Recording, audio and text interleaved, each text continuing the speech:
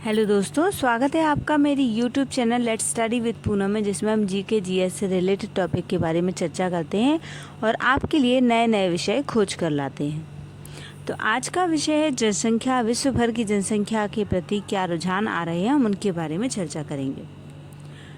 दुनिया की आबादी में बढ़ोतरी की दर धीमी हो रही है और कुछ देशों में जनसंख्या में गिरावट भी आ रही है। जापान की आबादी 2022 से 2026 के बीच 0.5% प्रति वर्ष घटती जा रही है। चीन की आबादी 2022 से 2026 के बीच 0.04 की दर से घट रही है। यूरोप की आबादी की यदि बात करें तो 2050 तक प्रति व्यक्ति 0.3% की दर से घटने का अनुमान है।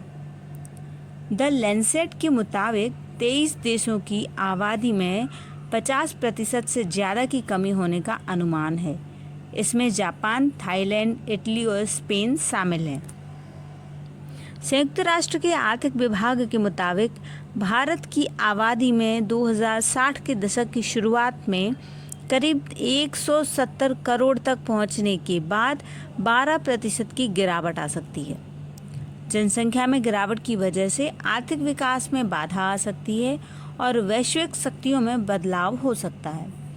हालांकि अगर कोई देश अपनी जनसंख्या में गिरावट की तुलना में अपने कार्यबल के उत्पादन को तेजी से बढ़ा सकता है तो इससे अर्थव्यवस्था, नागरिकों के जीवन की गुणवत्ता और पर्यावरण को फायदा हो सकता है। जनसंख्या में गिरावट, जिसे जनसंख्या ह्रास भी कहा जाता है, मानव जनसंख्या के आकार में कमी है।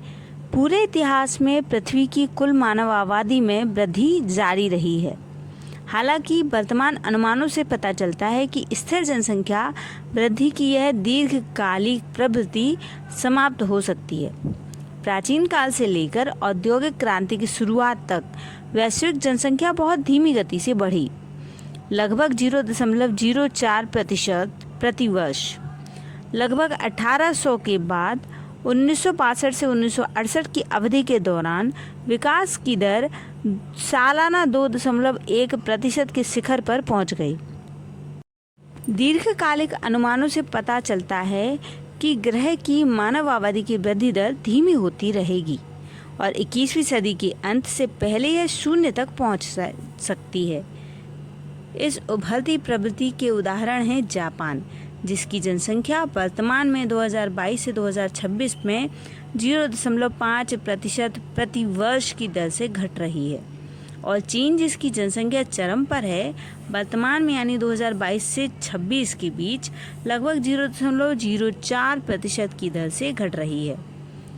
2050 तक यूरोप की जनसंख्या में प्रति वर्ष 0.3% की दर से गिरावट आने का अनुमान है। दीर्घकालिक राष्ट्रीय जनसंख्या में गिरावट के संभावित परिणाम शुद्ध नकारात्मक या सकारात्मक हो सकते हैं। यदि कोई देश अपनी जनसंख्या में गिरावट की तुलना में अपने कार्यबल की उत्पादकता को तेजी से बढ़ा सकता है, तो इसके परिणाम इसकी अर्थव्यवस्था और इसके नागरिकों के जीवन की गुणवत्ता और पर्यावरण के संदर्भ में शुद्ध सकारात्मक भी हो सकते हैं। यदि यह अपनी जनसंख्या में गिरावट की तुलना में कार्यबल की उत्पादकता को तेजी से नहीं बढ़ा सकता, तो परिणाम नकारात्मक होंगे।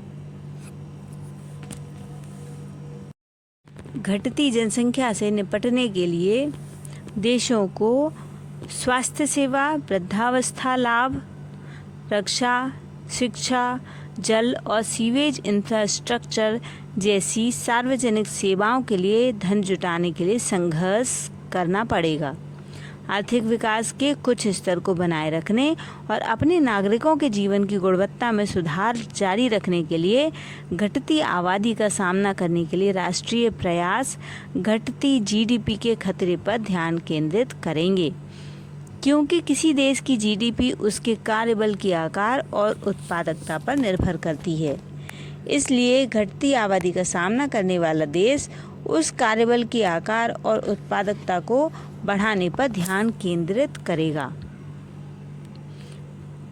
कार्यबल का आकार बढ़ाने के उपाय अब हम जानते हैं। किसी देश का कार्यबल उसकी कार्यशील आयु वाली आबादी का वह हिस्सा है जो कार्यरत है।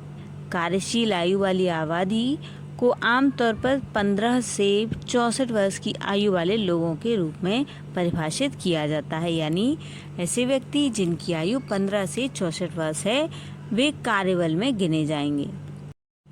कार्यबल का आकार बढ़ाने वाली नीतियों में शामिल है नेतालिज्म। नेतालिज्म सरकारी नीतियां और सांस्कृतिक परिवर्तनों का एक समूह है जो माता पिता बनने को बढ़ावा देता है और महिलाओं को अधिक बच्चे पैदा करने के लिए प्रोत्साहित करता है। ये आमतौर पर 3 व्यापक श्रेणियों में आते हैं। वित्तीय प्रोत्साहन, इससे बाल लाभ और अन्य सार्वजनिक हस्तांतरण शामिल हो सकते हैं जो परिवारों को बच्चों की लागत को कवर करने में मदद करते हैं। माता पिता को परिवार और काम को एक साथ करने के लिए सहायता, इसमें मातृत्व छुट्टी नीतियाँ, माता पिता छुट्टी नीतियाँ शामिल हैं जो अपने बच्चों की देखरेख के लिए अनुपस्थिति में छुट्टियों को प्रदान कर सकें। व्यापक सामाजिक परिवर्तन जो बच्चों और पालन पोषण को प्रोत्साहित करते हैं। आधिकारिक महिलाओं को कार्यबल में शामिल होने के लिए प्रोत्साहित करें। कार्यबल में पुरुषों की गिरावट को रोकें। सेवानिवृत्ति की आयु बढ़ाएं और पेंशन में सुधार करें। कार्यस्थल एवं सांस्कृतिक सुधार जिसमें आवश्यक हैं।